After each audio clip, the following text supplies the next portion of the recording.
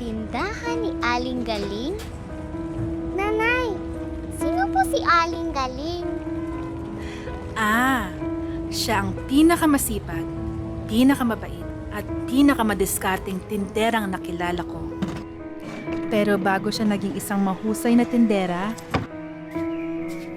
isa muna siyang mahusay na nanay. Nanay na gagawin ang lahat para sa kapakanan ng kanyang mga anak. Kahit maagang naging single mother si Aling Galing, hinarap niya ng buong tapang ang pagiging nanay at tatay sa kanyang mga anak, sina Gina, Goryo, at ang makulit na bunsong si Geng Geng. Gamit ang kanilang munting ipon, naglakas loob si Aling Galing na magbukas ng kanilang sariling tindahan.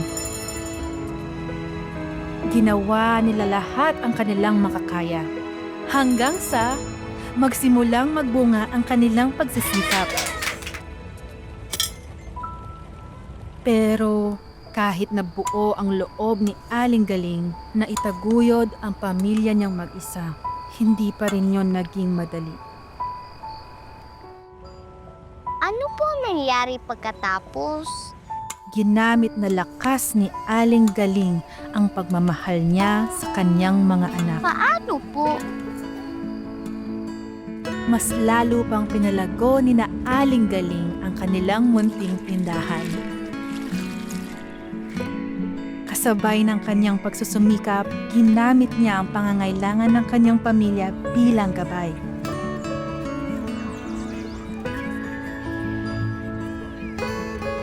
Tulong-tulong silang lahat upang mapalago ang kanilang tindahan.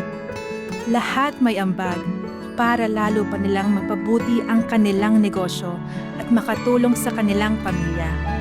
Hanggang sa makilala na nga ang tindahan ni Aling Galing. Nakapagsimulang mag-ipon si Aling Galing para sa kanyang pangarap na grocery store. Ang kaso, sa paglipas ng panahon, paulit-ulit na kailangang gamitin ni Aling Galing ang kanyang mga naiipon. Mahirap palang magkaroon ng sariling pangarap sa katulad niyang mag-isang nagtataguyod ng pamilya. Taas ng lagnat mo. Lalo pat hindi natatapos ang responsibilidad na isang nanay. Goryo, gising. Nanay, paano na po yung pangarap na grocery store ni Aling Galing? Natupad na po ba yun, Nanay? Hindi eh. Inuna niya kasi yung mga pangangailangan ng kanyang mga anak. Sad naman, pero bakit po siya galing kung hindi niya naman po natupad ang pangarap niya? Dahil kahit hindi natupad ni Aling Galing ang pangarap niya, sinigurado naman niyang naroon siya para sa pangarap ng kanyang mga anak. At dahil doon, hindi lang mahusay na tindera si Aling Galing.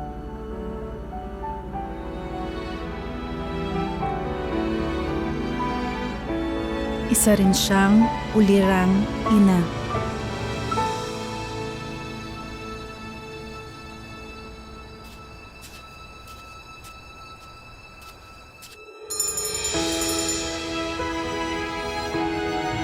Nay! Sorry po, Nay. Bakit? Anong problema? Ilabas ko yung ipon natin.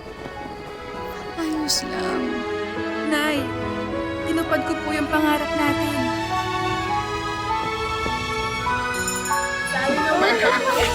Oo naman.